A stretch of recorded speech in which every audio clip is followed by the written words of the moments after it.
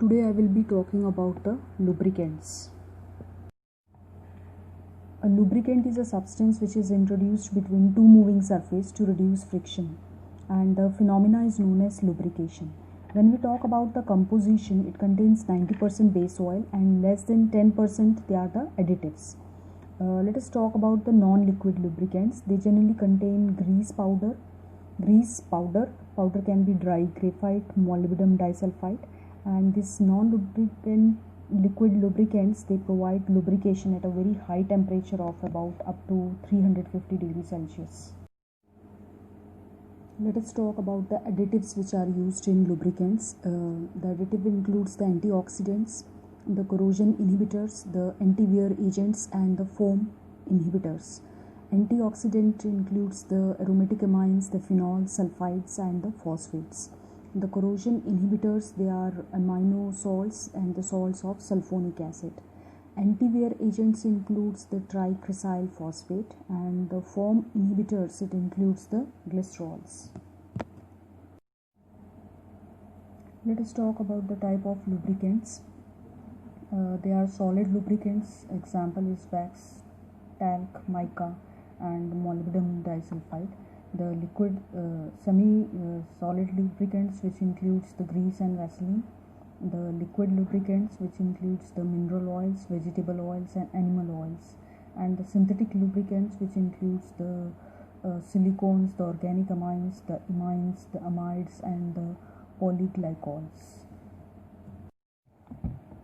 Let us discuss about the feature of lubricants. They help to increase the efficiency by reducing the wear and tear, and they dissolve or transport the foreign particles and distributing heat.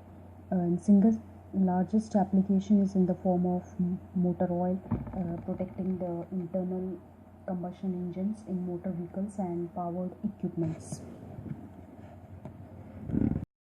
Besides lubrication, it is used for cooking. The biomedical application on humans, that is as a lubricant, it can be used for the artificial joints in ultrasound examinations.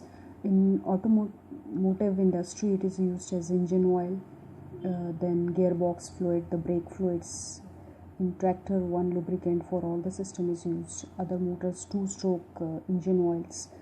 Industrial application includes the hydraulic oil, the air compressor oil, the gas compressor oil, and the refrigerator compressor oil.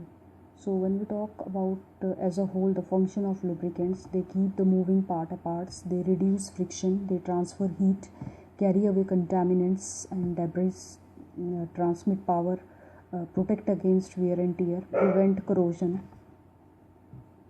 and stop the risk of smoke and fire of objects.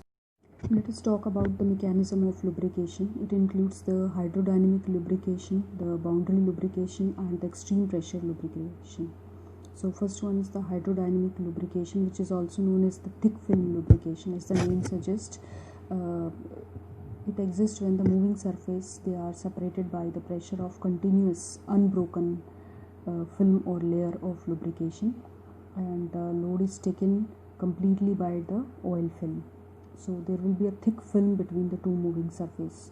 The basis of hydrodynamic lubrication is the formation of an oil wedge, and it depends on the relative speed between the surface, the oil viscosity, the load, and the clearance between the moving surface or the sliding surface. So its thickness will be 1000 angstrom. When we talk about the application of hydrodynamic lubrication, it includes the delicate instruments like watch, clock, gun, sewing machine, and scientific instruments, large plain bearing like pedestal bearing, the main bearing of diesel engine. Hydrocarbon oils, they are considered to be satisfactory lubrication for the fluid film lubrication, and in order to maintain the viscosity in all the seasons, ordinary hydrocarbon lubricants, they are blended with long chain polymers. As I discussed that this type of lubrication is used in delicate instruments which are having very high speed and low load, and adequate supply of lubricant is there.